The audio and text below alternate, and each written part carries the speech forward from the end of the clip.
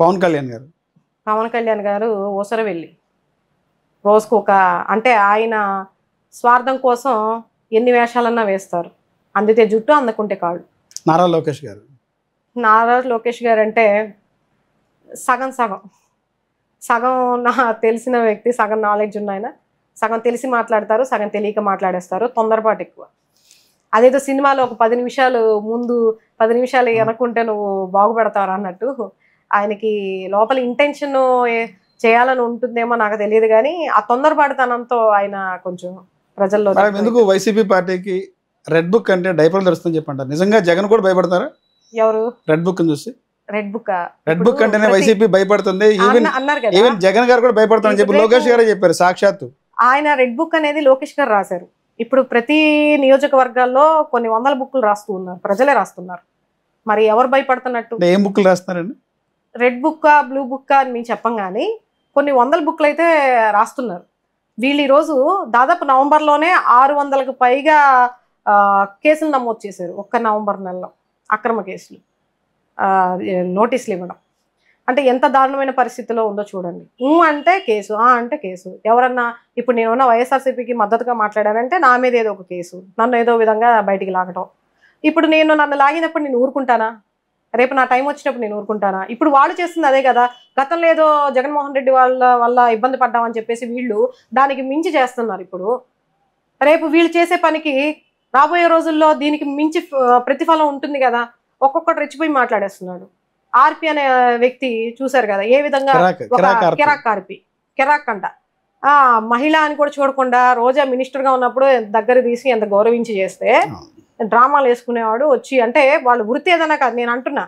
ఆయన స్థాయి ఏంటో కూడా మర్చిపోయి ఈరోజు ఒక మహిళని, ముఖ్యంగా ఆ మినిస్టర్, ఇప్పుడు మాజీ మినిస్టర్ ఏదో పక్కన పెట్టేయండి, ఒక మహిళని ఆ విధంగా మాట్లాడతాడా?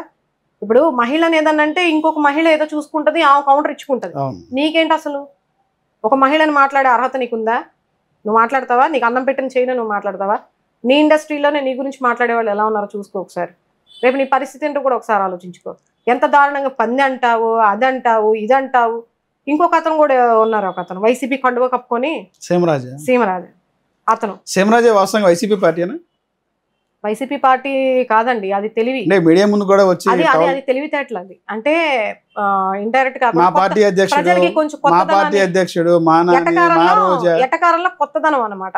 కొత్త వైఖరి, కొత్త ఎటకారు, దాన్ని ఇంప్లిమెంట్ చేసి కొరికిపాటి అనేది మా దాంట్లో కూడా వైసీపీ టీడీపీ కండువా వేసుకొని టోల్ గేట్ దగ్గర ఏదో చిన్న స్క్రిప్ట్ చేస్తే దాన్ని తీసుకెళ్లి ఆయన మీద ఇప్పుడు ఎన్ని విధాలుగా ఆయన్ని ఇబ్బంది పెడుతున్నారు. మరి ఈ రోజు కాదు, గత ప్రభుత్వం అధికారంలో ఉన్నప్పటి నుంచి కూడా అతను సీమరాజు అనే వ్యక్తి ఎంత ఎటకారంగా వివేకానంద రెడ్డిని చంపారని మొన్న కూడా పూజలు చేయడము, ఆ చివరికి భారతమ్మ గారిని కూడా జగన్మోహన్ రెడ్డి గారు ఆవిడ్ని కూడా తీసుకొచ్చి ఎంత ఎటకారంగా మాట్లాడుతున్నారంటే, మరి వీళ్ళు చేసే పనులన్నీ అంటే ప్రజలు పొగిడేయా? వీళ్ళ మీద రేపు కేసులు ఉండవా? వీళ్ళకు ఒక న్యాయం, మాకు ఒక న్యాయమా? చెప్పండి. ఇప్పుడు తప్పని మమ్మల్ని ఖండించినప్పుడు వాళ్ళ దాంట్లో ఎంత దారుణంగా ఆడవాళ్ళని ఎంత దారుణంగా అసభ్యకరంగా మాట్లాడుతున్నారు. మీరేమో పైకేమో చంద్రబాబు నాయుడు గారు, వీళ్ళేమో ఎవరిని కూడా మనం ఇది చేయొద్దు, ఆడవాళ్ళని గట్టిగా మనం పరిరక్షించుకోవాలి, ఆడవాళ్ళ మీద దూషణ చేయొద్దు, అది మా పార్టీ అయినా మేము ఖండిస్తామని చెప్పి పైకి చెప్తున్నారు. కానీ వెనక నుంచి వెనక దారిలో మటుకి ఇలాంటి వాళ్ళందరినీ పెట్టేసి మీ పార్టీకి మీరు రెచ్చిపోండి అయ్యా అని చెప్పేసి చేస్తున్నారు. ఈ తెలివితేటలు మా జగన్మోహన్ రెడ్డి గారికి లేవు. నిజంగా ఆ తెలివితేటలే ఉంటే అసలు ఈ రోజు వీళ్ళు అధికారంలోకి కూడా వచ్చేవాళ్ళు కాదు. మీడియాను అడ్డం పెట్టుకొని మీడియా జాకీలతో పైకి లేచిన party TDP party. Madam, Jaganmohan రెడ్డిని రాజమండ్రి జైలు పిలుస్తుందని చెప్పి టీడీపీ ఎమ్మెల్యే మొన్నే కేసు కూడా కొట్టేయడం జరిగింది ఆయన పైన. ఈ కేసులని పెట్టడానికి కారణం ఎవరు? మద్యం కుంభకోణంలో ఢిల్లీ తరహాలో ఆంధ్రప్రదేశ్ పార్లమెంట్ లో కూడా ప్రస్తావించారు. అంటే ఇప్పుడు ఆంధ్రప్రదేశ్ పరుదీశాడు జగన్మోహన్ రెడ్డి. ప్రస్తావిస్తామండి మేము కూడా. లిక్కర్ స్కామ్, ఢిల్లీని మించినటువంటి లిక్కర్ స్కామ్ ఆంధ్రప్రదేశ్ జరిగింది చెప్తారు. త్వరలో లిక్కర్ స్కామ్ అరెస్ట్ చేయబడతారు అని చెప్పి చెప్తారు. అరెస్ట్ చేయబడతారు, నిరూపణ చేయాలి కదా, తీసుకురమ్మని చెప్పండి చూద్దాం. ఇప్పుడు దాన్ని మాట్లాడడం ఈజీయే, దాన్ని అమల్లోకి తీసుకొచ్చి ఏ విధంగా అరెస్ట్ చేస్తారు, ఏంటి ఆరోపణలు ఏమున్నాయి, దాంట్లో నిజాలు ఎంత ఉన్నాయి, అబద్ధాలు ఎంత ఉన్నాయని తీసుకురమ్మని చెప్పండి. ఎందుకంటే ఇప్పుడు ఇంక వేరేది ఏది లేదు. ఉన్న కేసులు 31 కేసుల్లో మొన్న కూడా రీసెంట్ గా కేసు కొట్టేయడం జరిగింది జగన్మోహన్ రెడ్డి గారి పైన. ఆయన కోర్టుకు కూడా వెళ్ళరు. ఏంటి అంత విధిగా ఉన్నప్పుడు ఇప్పుడు కొత్తగా ఆయన ఏ విధంగా ఇరిగించాలి? మొన్నటిదాకా ఏమన్నారు, ఆయన ఇంకా లోపలికి తీసుకెళ్లిపోతారు, ఆయనకి ఇంకా జైలే, ఆయనకి ఇంకా నెక్స్ట్ సీఎం కానీ ఇవేమి ఉండవు అని చెప్పి ఇరికించాలని చెప్పేసి చాలా ప్రయత్నాలు చేశారు. 2 సంవత్సరాలకు మించి ఉంటే ఆయనకి ఇంకా నెక్స్ట్ టైము పోటీ చేయడానికి కూడా అవకాశం ఉండదని చాలా శతవిధాల ప్రయత్నాలు చేస్తున్నారు.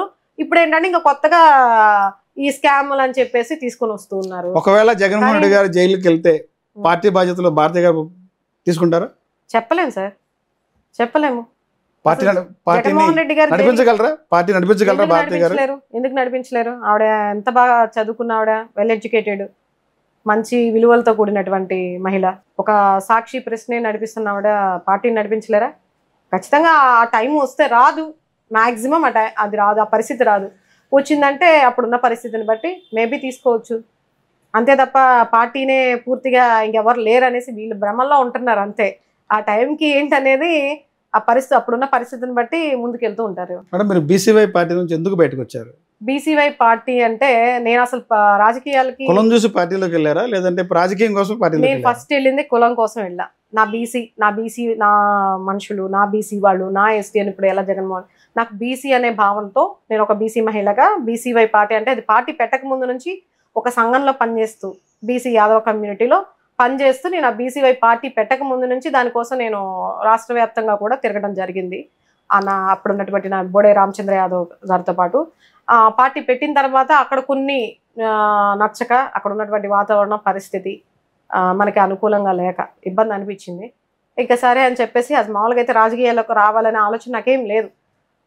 ఏదో మన బీసీ వాళ్ళకి మనం న్యాయం చేద్దాము, ఒక మహిళగా, ఒక బీసీ మహిళగా మన పోరాటం చేద్దాం, ఏదన్నా మన బీసీ హక్కులు కాపాడుకోవడానికో, రిజర్వేషన్లు కాపాడుకోవడానికో, ఈ కులగణన జరగాలనే ఉద్దేశంతో నేను వెళ్ళాను. అది కాస్త పార్టీ నుంచి అక్కడికి వచ్చిన తర్వాత వైఎస్ఆర్సీపీ పార్టీలోకి టర్న్ తీసుకోవడం జరిగింది. అంటే బీసీవై పార్టీలో కనీసం పోటీ చేయడానికి అభ్యర్థి కూడా లేని పరిస్థితి లేదండి, చేశారు. కనీసం ఆయన పోటీ చేసి డిపాజిట్లు కూడా రాలేదు కదా. రాలేదంటే మరి ఇప్పుడున్న పరిస్థితి అన్ని ఈవీఎంతో ముందుకెళ్తున్నప్పుడు ఇంకే విధంగా వస్తుంది చెప్పండి? పరిస్థితి అంతా కూడా, రాష్ట్రం అంతా కూడా అసలు ప్రధానమైన పార్టీ వైఎస్ఆర్సీపీ పార్టీనే ఇది చేశారంటే దాని మీద ఎంత ప్రెషర్ ఉంటుంది. ఈవీఎం స్కాన్లు అనేది అందరికీ, ఇప్పుడు మన రాష్ట్రంలో మాట్లాడుకుంటున్న మాట కాదు, ఇది దేశవ్యాప్తంగానే మాట్లాడుకుంటున్నటువంటి మాట. బీసీవై పార్టీ నుంచి మీరు బయటకు వచ్చారు, వైసీపీలో జాయిన్ అయ్యారు. వైసీపీ మీకు ఏమైనా హామీ ఇచ్చిందా? లేదండి, అసలు ముందు హామీల గురించి ఇప్పుడే ఎందుకు సార్? ఇప్పుడు మనం ముందు వర్క్ చేయాలి. ఒక పార్టీ నుంచి ఒక పార్టీకి వచ్చినప్పుడు కొంచెం అసలు అలాంటి హామీలు కానీ ఏమీ లేవు. నాకు ఇష్టపూర్వకంగా నాకు రాజశేఖర్ రెడ్డి గారు అంటే నాకు బాగా, ఆయన అంటే బాగా ఇష్టం. ఒక తండ్రి స్థానంలో నేను ఆయన ఆరాధిస్తూ ఉంటా. ఆయన అసలు రాజకీయాలు అనేది ఆయన చూసే నేను ఆ టీవీలో అప్పుడు ఆయన చేస్తున్నటువంటి ఏవైతే జలయజ్ఞం కానీ, పేద ప్రజల దగ్గరికి తీయటం కానీ, ఆరోగ్యశ్రీ కానీ, ఇప్పుడు రాష్ట్రంలో ప్రధానమైనవి విద్య, వైద్య, ఉపాధి, ఈ మూడు ఉంటే మన రాష్ట్రం హై పొజిషన్ లో ఉంటుంది. ఆ మూడు నెరవేర్చిన వ్యక్తి వైఎస్ రాజశేఖర రెడ్డి గారు. కాబట్టి ఆయన ఒక ఆదర్శంగా అనేది నా మనసులో ఉంది. మంచి నాయకుడు, మంచి పాలన అందిస్తున్నాడు, పేద ప్రజల దగ్గరికి తీసుకుంటున్నాడు, ఎవరిని కూడా వివక్షత చూపించకుండా ప్రతి ఒక్కరిని దగ్గరికి చేరదీస్తున్నాడు అని చెప్పేసి నాకు ఉంది. ఆయన చనిపోయినప్పుడు కూడా నేను చాలా బాధపడ్డాను. తర్వాత అవకాశం అంటే రాజకీయాల్లోకి రావాలని కానీ ఏమీ లేదు. ఇప్పుడు ఏంటంటే వచ్చింది కాబట్టి ఇంకా ఆప్షన్ నాకు రాజకీయాల్లోకి వెళ్ళాలనుకుంటే నాకు ఈ పార్టీయే నాకు అనిపించింది, వైఎస్ఆర్సీపీ.